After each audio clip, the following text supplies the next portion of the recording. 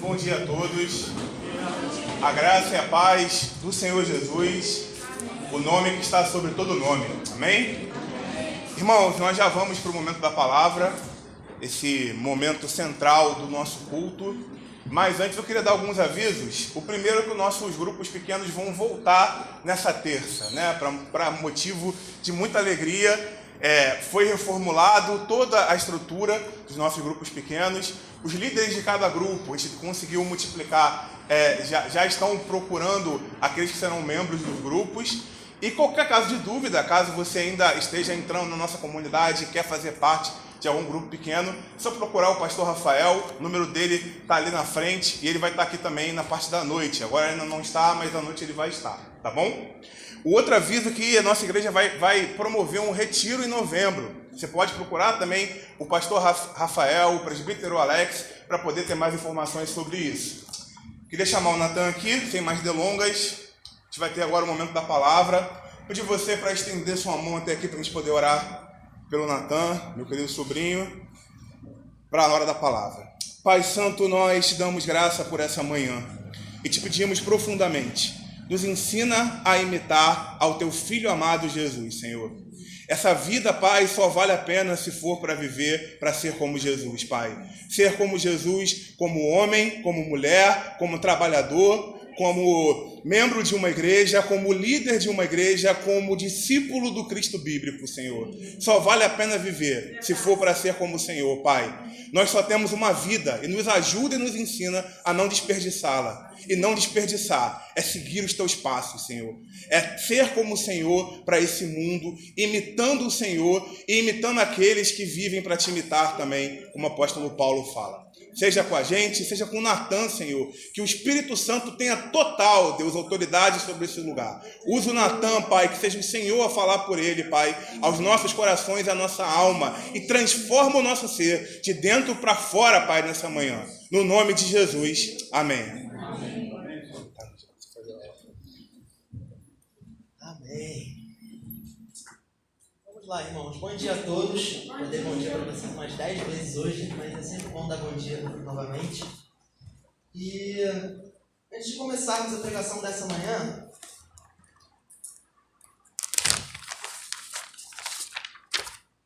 eu quero pedir aos irmãos para que entrem numa imaginação comigo.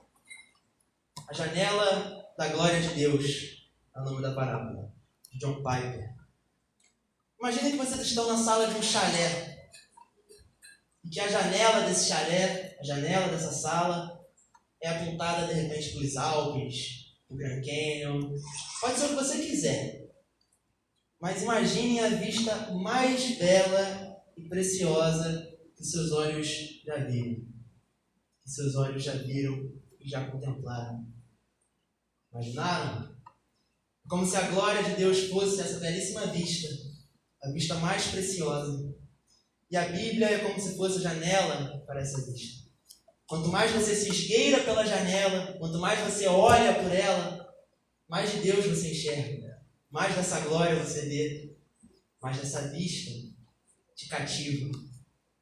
Mais da glória de Deus você vê, e mais essa glória te transforma, te torna mais parecido com Jesus a cada dia que passa. Sobre isso queríamos falar hoje. Vamos falar sobre a disciplina espiritual da meditação das Escrituras Sagradas, sobre ouvir a voz de Deus e obedecer.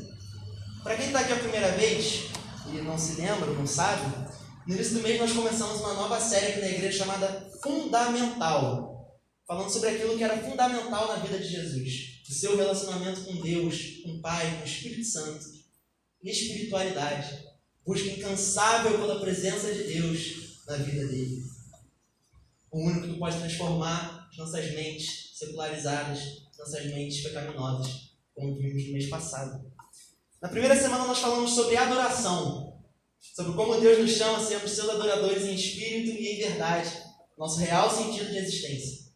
Semana passada nós aprendemos sobre a oração, sobre o nosso relacionamento com Deus e o privilégio que é poder fazer isso, o privilégio que é poder chamar Deus de Pai. Aprendemos que a oração é um dos pilares da fé cristã e que é impossível nós sermos cristãos termos uma espiritualidade cristã saudável sem ela. O sermão de hoje é um complemento de semana passada. Semana passada nós falamos sobre oração, sobre nós falando com Deus. Nessa manhã nós vamos falar sobre meditação, sobre Deus falando conosco através da sua palavra. Antes, quero convidar os irmãos a abrir a Bíblia em Mateus 4, 1 a 11. Eu vou usar a nova versão internacional, mas vocês podem usar a versão que preferir.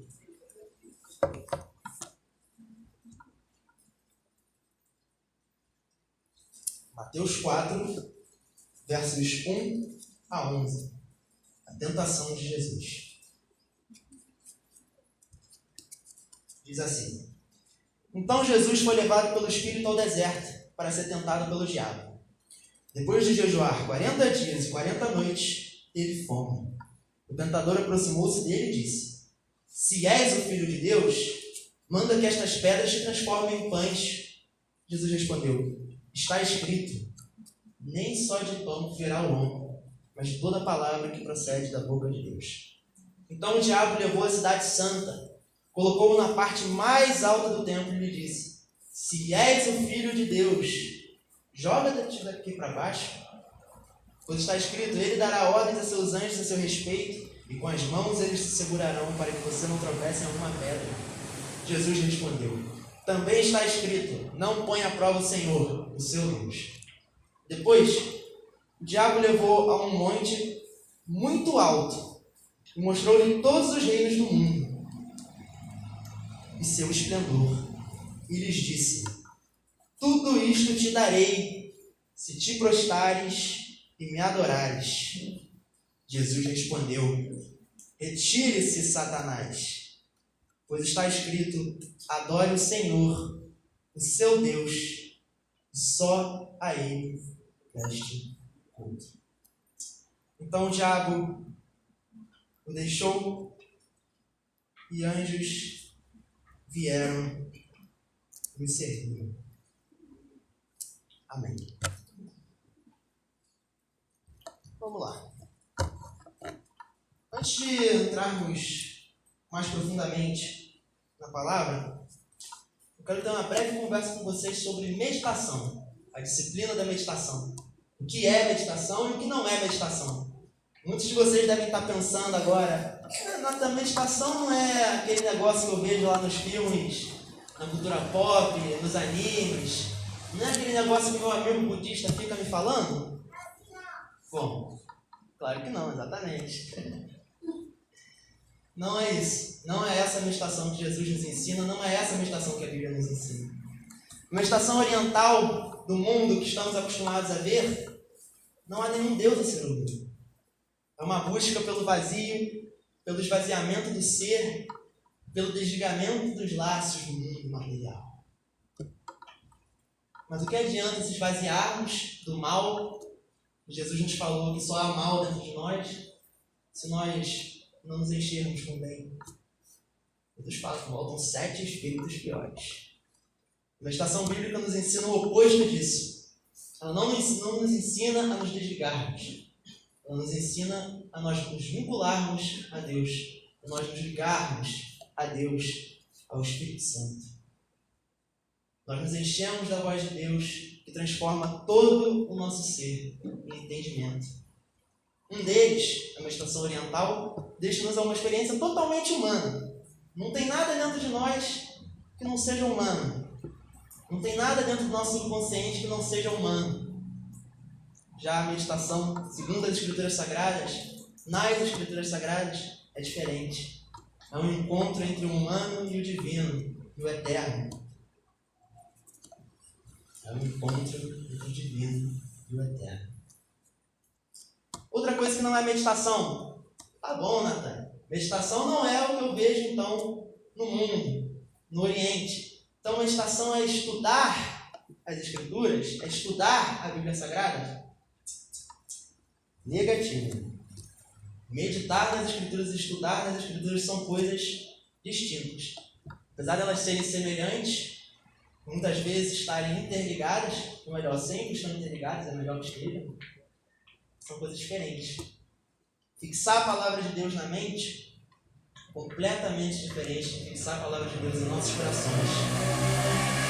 Fazer com que essa palavra percorra todas as veias do nosso corpo. Completamente diferente. Se a palavra de Deus não sair da nossa mente e ir para o nosso coração, nada serve. Nós não somos pessoas transformadas, nós não temos o Espírito Santo, nós só somos acumuladores de informação. A meditação é devocional, o estudo analítico. A meditação saboreia uma palavra, o estudo explica. Embora a meditação e o estudo se sobreponham, como eu já falei, são diferentes. O estudo se trata de mudar os hábitos de pensamento, deve servir a meditação. Por exemplo, o pessoal que cresceu na igreja, que cresceu em um lar cristão, que desde cedo começou a estudar catecismos, e só mais para frente começou a entender, a compreender o que as perguntas e respostas dos catecismos falavam. Estudar os catecismos, depois meditar naquela palavra que eles estão dizendo. O estudo tem que servir a meditação. É assim que funciona. Ele tem que complementá-la. Mas ele não é meditação. Separei uma frase aqui rapidinho do Richard Foster sobre o estudo que fala: quando ponderamos sobre o significado daquilo que estudamos, passamos a ouvir e a ver de uma maneira renovada. É para isso que serve o estudo das Escrituras, para que possamos meditar mais profundamente. Ok. Agora eu já falei o que não é meditação. Então, o que é meditação? Meditação nas Escrituras Sagradas é você contemplar a glória de Deus revelada nelas, ser transformado por essa glória, ser cativado por essa glória. É viver, como Jesus falou, citando Deuteronômio 8, viver de toda palavra que procede da boca de Deus. A palavra original do hebraico, uma das palavras originais do hebraico, traduzida como meditar, é hagá, que foi usada como meditar, relembrar, sussurrar, murmurar, lamentar, falar, ouvir, até imaginar. Essa palavra foi usada. Mas é interessante a gente observar que todas essas palavras foram usadas num contexto de mudança de comportamento, de arrependimento e de obediência a Deus. E por isso, juntando isso tudo em uma sentença só, a gente pode falar que meditação é o que eu já falei anteriormente. É ouvir a voz de Deus e obedecer. Eu quero frisar isso aqui, está até em negrito aqui no meu bolso. E se for para vocês esquecerem tudo que eu falar aqui, é comum. Lembre-se disso. Meditação é ouvir a voz de Deus e obedecer. Ok? Agora que já sabemos o que é meditação, podemos voltar ao nosso texto de Mateus 4, 1 a 11. Esse texto que acabamos de ler é a sequência do batismo de João, do batismo de Jesus, no deserto por João Batista, em Mateus 3. Ele marca o início do ministério de Jesus e claramente tem muito a nos ensinar hoje. Nós podemos ponderar 3 observações que irão nos auxiliar nessa manhã sobre meditação, sobre entendimento de meditação. E para cada uma dessas 3, uma aplicação para as nossas vidas, para que possamos sair daqui manifestando a glória de Deus ao redor do mundo. Primeiro ponto que podemos observar, eu batizei de o poder do Espírito. Eu batizei disso porque é exatamente isso que nós devemos observar no texto, em primeira análise. O Espírito Santo que agora habita em Cristo. Precisamos nos lembrar que, apesar de Jesus ser Deus, ele se esvaziou, abriu mão da sua glória de verbo eterno para encarnar e habitar entre nós. Como a gente cantou aqui, abriu mão da sua glória. Então é importante a gente observar isso, que aqui na terra, antes da sua ressurreição, Jesus agiu pelo poder do Espírito Santo que Deus derramou nele no batismo, no texto de Mateus 3. Jesus agiu pelo Espírito Santo. Todo o seu ministério, toda a sua pregação, todos os seus milagres, toda a sua missão de morrer por nós, pelos nossos pecados naquela cruz, foi por obra do Espírito Santo que habitava nele. Em Mateus, o texto diz que o Espírito levou Jesus até o deserto. Lucas já dá uma ênfase um pouquinho maior para a gente. O texto correlato de Lucas, lá em Lucas 4. Ele fala que Jesus, agora cheio do Espírito Santo, foi levado até o deserto. Jesus não só venceu as tentações de Satanás porque ele estudou as Escrituras desde a infância. Ele venceu porque nele habitava o Espírito de Deus. E com isso eu quero trazer a nossa primeira aplicação da manhã. Se meditarmos nas Escrituras Sagradas, teremos comunhão com o Espírito Santo, que transforma o nosso ser, nos capacita a sermos imitadores de Cristo. Por que isso é importante? John Piper, o autor da parábola da janela que a gente ouviu no início, falou: capacidades limitadas, inclinações tradicionais, pecado pessoal e pressuposições culturais frequentemente obscurecem os textos bíblicos. Por isso, a obra do Espírito Santo é essencial ao entendimento correto da Bíblia. E orar pela ajuda do Espírito é um esforço apropriado para entendermos e aplicarmos essa palavra em nossas vidas.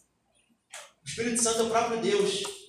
É o nosso conselheiro e consolador justo e fiel. É aquele que nos sela como filhos de Deus, como propriedade exclusiva de Deus, povo santo de Deus. É Ele que nos conecta ao Pai, assim como foi com Jesus. Semana passada, falando sobre oração, nós vimos que, em Romanos 8, que nós não sabemos nem mesmo como orar, mas que o Espírito Santo intercede por nós com gemidos inexprimíveis. Ele é o Deus que está sempre conosco. Precisamos buscar mais e mais da presença dele em nossas vidas, porque a partir disso vem todo o resto, assim como foi com Jesus. Se não estivermos cheios do Espírito Santo como Deus estava, como Jesus estava, não conseguiríamos viver a vida plena em Deus que Jesus nos chama para viver. Não conseguiríamos ser transformados de nossas mentes secularizadas. Não conseguiríamos meditar nas Escrituras. Sem Ele, ela parece vazia, sem forma e sem glória. É Ele que nos dá real entendimento dela. É Ele que faz com que ela seja a vista mais preciosa. É Ele que faz com que nós possamos ver a glória de Deus. A palavra de Deus é o nosso guia. É lâmpada para os nossos pés. E é o Espírito Santo que nos faz enxergá-la assim. Segundo ponto dessa manhã, as tentações de Satanás. Já observaram isso? Já pararam para pensar nisso? Tem muita gente que lê e passa batida a vida toda. Curiosamente, Satanás tentou Jesus com 3 tipos de tentações que nós estamos muito bem acostumados. Obviamente, as tentações de Jesus foram num contexto messiânico, já que Jesus era o Messias. Mas os tipos de tentações são bem familiares.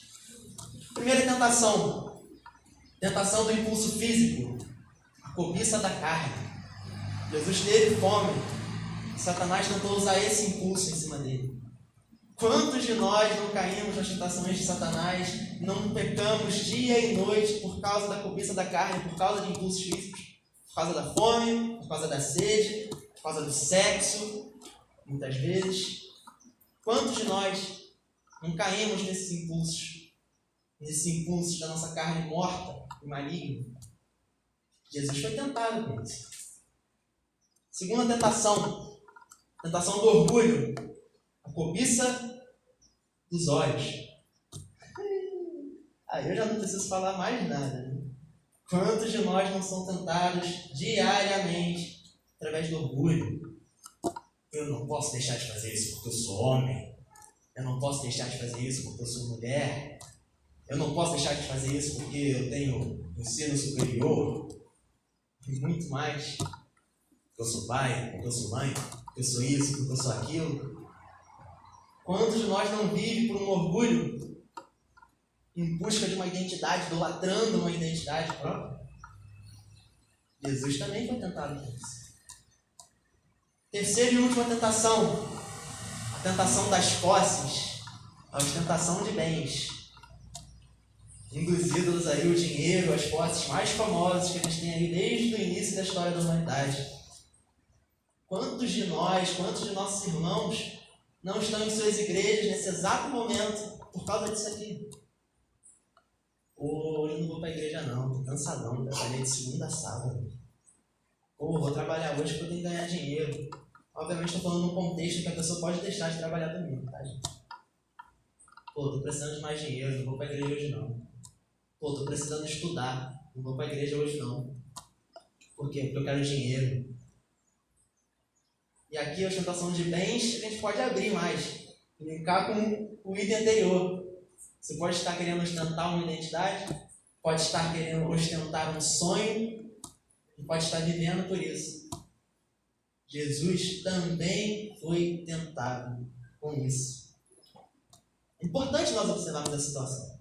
Jesus foi tentado. Apesar da tentação não se originar de dentro dele, já que nele não havia mal algum, nenhum pecado, ele foi tentado. Te garanto que foram tentações muito maiores do que eu e você jamais sofremos e jamais sofreremos. Imagina, gente, aquele que faz chover pão do céu sentir fome. Imaginem o próprio Deus, o Filho de Deus, se esvaziar, como o texto de Filipenses 2 que a gente cantou aqui. Imagine a profundidade disso. O próprio Deus, Criador do céu e da terra, se esvaziar, negar a sua própria identidade por amor a nós. E no terceiro, Criador dos céus e da terra, como eu já falei, dono de todo o universo, gigantesco. Imagina o dono de todo o universo ser tentado com bens. Se livrar de todos os bens para vir à terra, morrer por nós. Não há tentação maior do que essa, eu te garanto. Jesus venceu todas elas, como já falei, pelo poder do Espírito. Ele venceu todas elas com a palavra de Deus que dentro dele habitava, que no princípio era ele. Com isso em mente, quero trazer a nossa segunda aplicação. Se meditarmos nas Escrituras, nos manteremos firmes e confiantes em Deus quando Satanás e as tempestades da vida vierem nos importunar.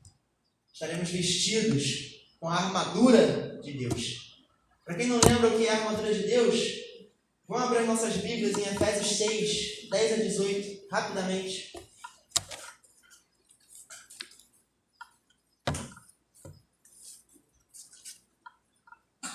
Efésios 6, 10 a 18. A armadura de Deus.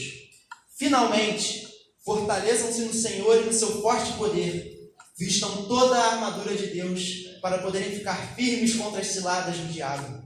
Pois a nossa luta não é contra seres humanos, mas contra os poderes e autoridades, contra os dominadores deste mundo de trevas, contra as forças espirituais do mal nas regiões celestiais. Por isso, vistam toda a armadura de Deus, para que possam resistir no dia mau e permanecer inabaláveis depois de terem feito tudo. Assim, mantenham-se firmes, cingindo-se com o cinto da verdade, vestindo a couraça da justiça e tendo os pés calçados com a prontidão do Evangelho da paz. Além disso, usem todo o escudo da fé, com o qual vocês poderão apagar todas as setas inflamadas do maligno. Usem o capacete da salvação e a espada do Espírito, que é a palavra de Deus. Orem no Espírito em todas as ocasiões, com toda a oração e súplica. E tendo isso em mente, estejam atentos e perseverem na oração de todos os santos.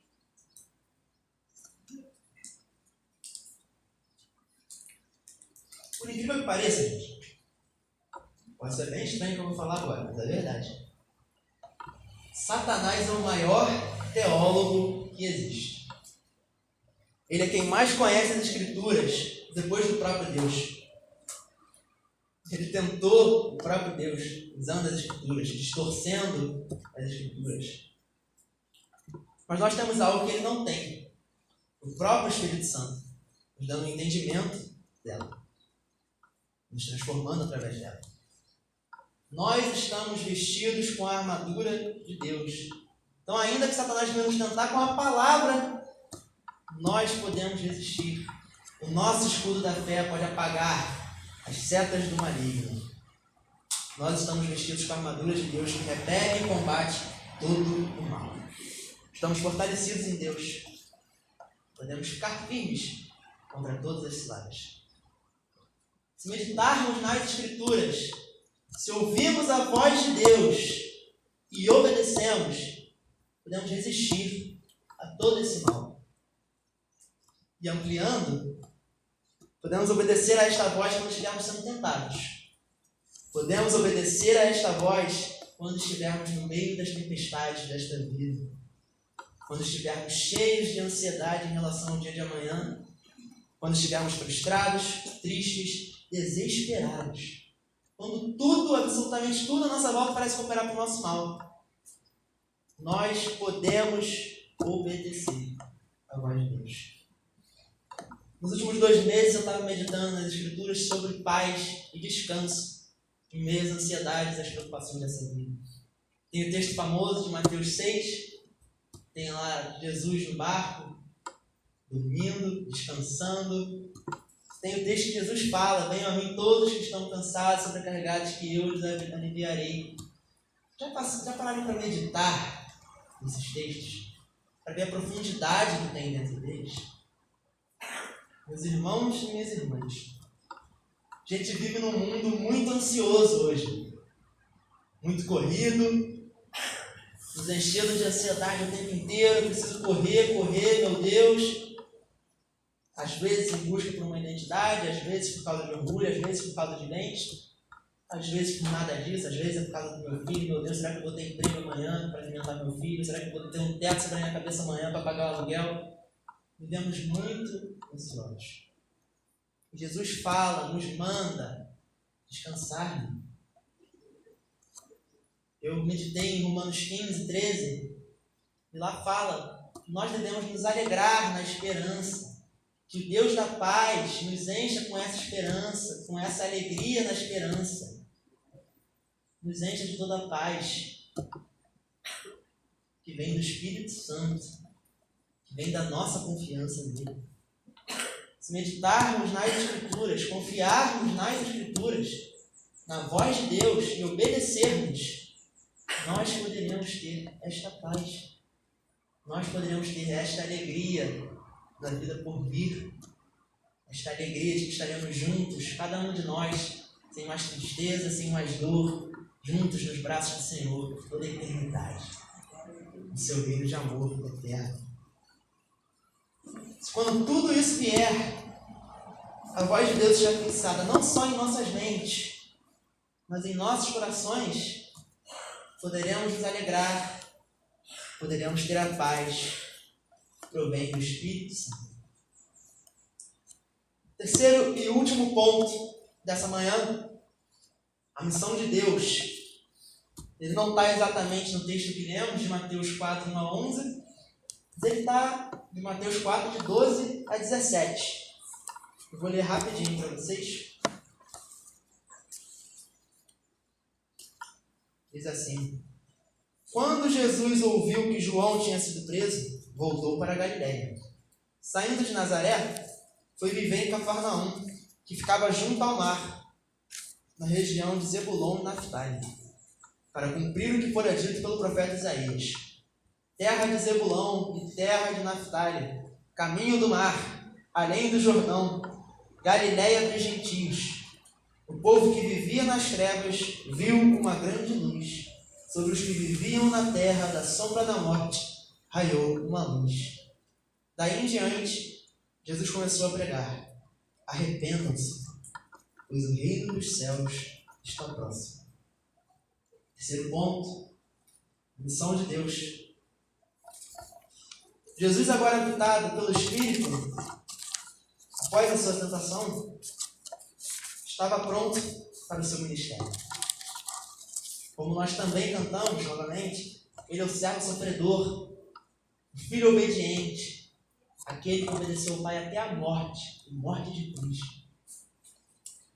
Viu se pregou semana passada que Jesus estava orando o tempo inteiro. Frequentemente nos evangelhos, principalmente no de Lucas, a gente vê Jesus parando tudo o que ele estava fazendo e se retirando para orar, se retirando para estar só ele e Deus, para estar na presença de Deus.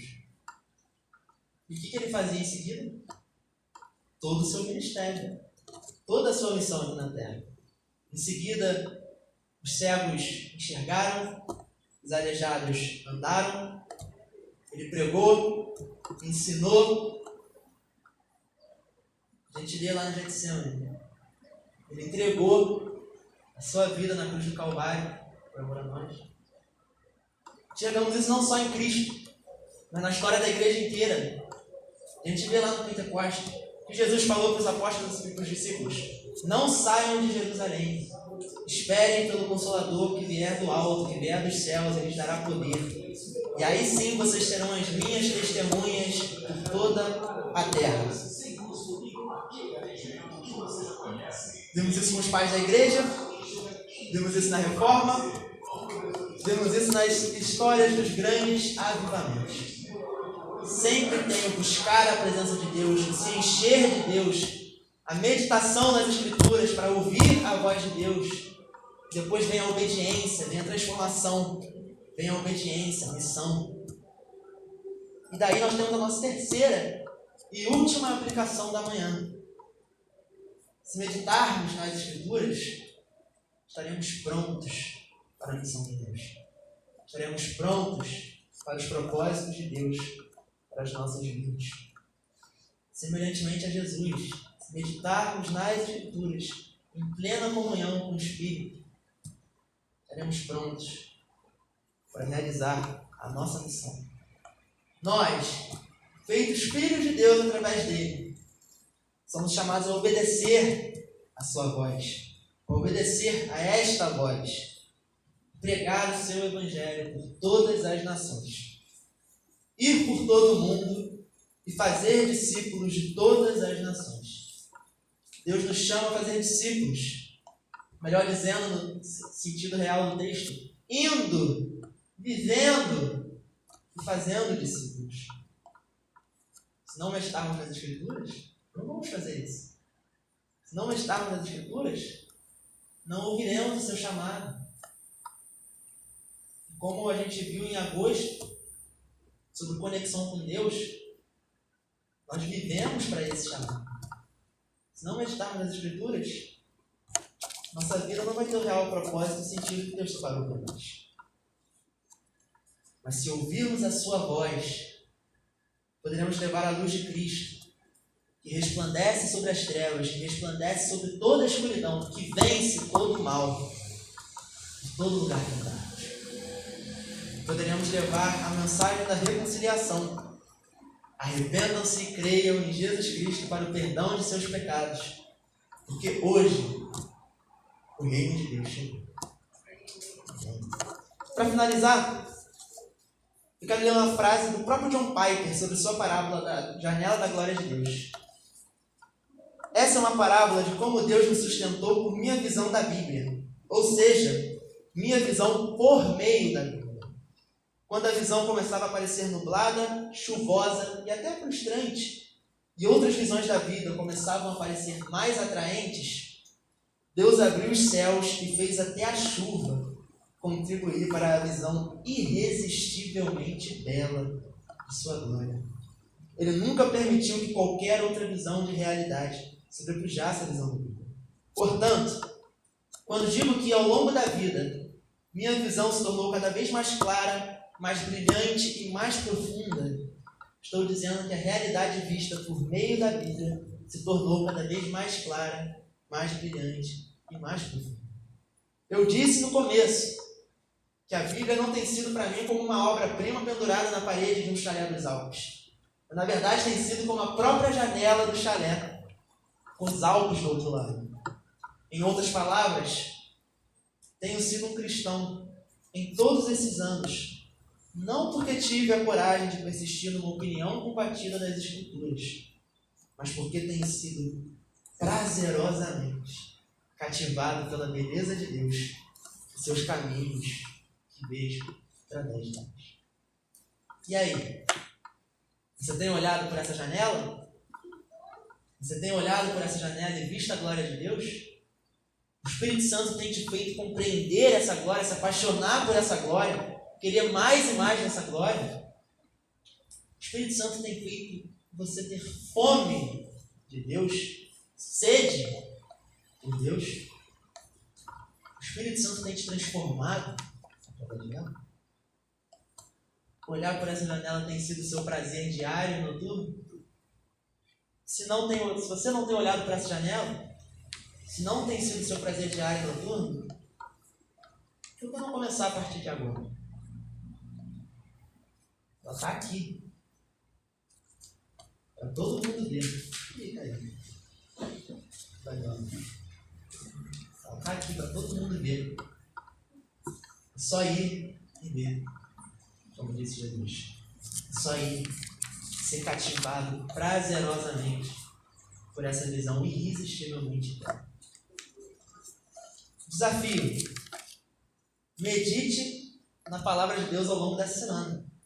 Separe um texto bíblico que te chamou a atenção. Poucos versículos.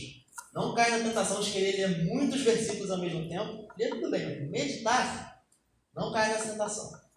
Você vai acabar meditando em tudo de maneira muito rasa, não vai ser transformado pela palavra. Separe 1 ou 2 versículos. Pode ser os seus versículos preferidos. Medite neles. Sente em silêncio. Separe 20 minutinhos do seu dia. Ore pedindo auxílio do Espírito Santo, para que Ele te mostre os tesouros escondidos dentro dessa palavra, os tesouros escondidos dentro desses poucos versículos. Ore para que Ele te transforme através da palavra de Deus, para que Ele faça se enxergar essa glória.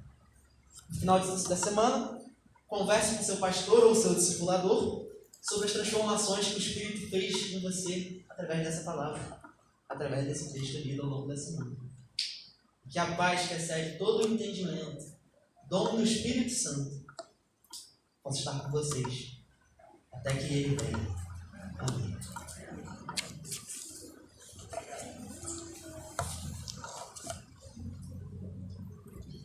Obrigado, Natan, por essa palavra maravilhosa por parte do Senhor. Que a gente possa guardar no coração tudo que o Espírito Santo falou nessa manhã, porque disso procede a nossa vida. Esse sermão, ele é bem específico, é bem transformador e bem básico na vida cristã. A gente tem dito aqui que as coisas básicas da nossa fé são as coisas mais valiosas. O reino de Deus é diferente do reino do mundo. O que é básico a gente não costuma valorizar no mundo. Você não dá o valor à água, que se você deixar de beber você vai morrer, que dá o valor ao diamante ou ao ouro, por exemplo. Mas no reino de Deus é ao contrário. Quanto mais básico, quanto mais depende da nossa fé, mais valioso isso é. Esse tipo de sermão, ele tem essa função. Amém? Vou pedir para você fechar os seus olhos, vou chamar aqui a banda aqui à frente. Vamos orar para encerrar o nosso culto.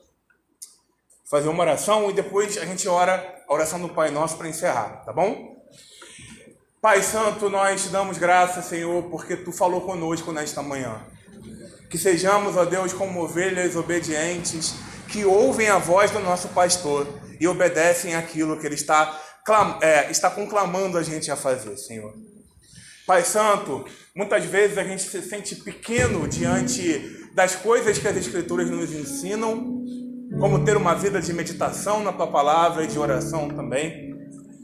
Mas Deus, como o Natan falou aqui, lembrou, o texto de Romanos 8 é muito claro. Ainda que a gente não saiba orar, a gente nunca vai saber. Por melhor que seja a nossa oratória, por melhor que seja a nossa capacidade intelectual, nunca oraremos de acordo com aquilo que o Senhor espera. Por isso, ó Deus Santo, Tu mesmo completa a nossa oração através da ação do Espírito Santo. O que temos que fazer, Deus, é buscar um relacionamento profundo e constante com o Teu Santo Espírito no nosso dia a dia e no nosso cotidiano, Senhor. Nos ensina a fazer isso, Pai. E todas as coisas o Senhor nos completa, Pai. Tu diz na Tua palavra que se buscarmos o reino acima de todas as coisas, Tu nos daria aquilo que precisávamos, Senhor. Nos ajuda a crer nessa palavra, nos ajuda a crer na Tua voz mais do que no nosso próprio braço, Senhor. Nos ajuda, Deus Santo, a sermos aqueles que ouvem a voz do bom pastor e obedece, e o segue e faz aquilo exatamente como Ele está nos mandando fazer, Senhor. Ó Pai, que isso transforme a nossa vida, porque esse sempre foi e sempre será o maior milagre que o Deus Criador de todas as coisas pode fazer. Transformar, ó Deus, pecadores miseráveis em homens e mulheres santos, que espelham o Senhor na própria vida e na vida do seu próximo também, Senhor. Nos ajuda, Pai, a viver esse milagre constantemente, Pai. Mais do que pedir sabedoria, mais do que pedir sinais, Senhor, que a gente busque e peça a Tua presença e passe a chorar, Pai, por não sermos como Jesus, como deveríamos ser, e não por não termos coisas, Senhor. Nos ajuda a chegar nesse nível, Pai. Não, ó Deus Santo, apenas pelo próximo, mas principalmente por nós, Senhor, para que a nossa vida realmente vale a pena ser vivida, Pai. Nos ajuda nessa semana, Senhor, levanta pessoas para caminhar conosco ou capacita aqueles que já caminham também. E que a Tua glória seja resplandecida sobre nós, ó Pai. Assim, ó Deus Santo, nós oramos agora a oração que o Senhor Jesus nos ensinou, dizendo: Pai nosso que estás nos céus, santificado seja o seu nome. Venha o teu reino, seja feita a tua vontade, assim na terra como nos céus. O pão nosso de cada dia nos dai hoje. Perdoa as nossas dívidas, assim como nós perdoamos aqueles que nos têm ofendido, Senhor. E não nos deixe cair em tentação, mas livra-nos do mal, pois teu é o reino, o poder e a glória para sempre. Amém. Vão em paz, meus irmãos, que a graça do Senhor seja com todos nós nessa semana. Amém? Vamos cantar mais um louvor agora. Vamos jantar?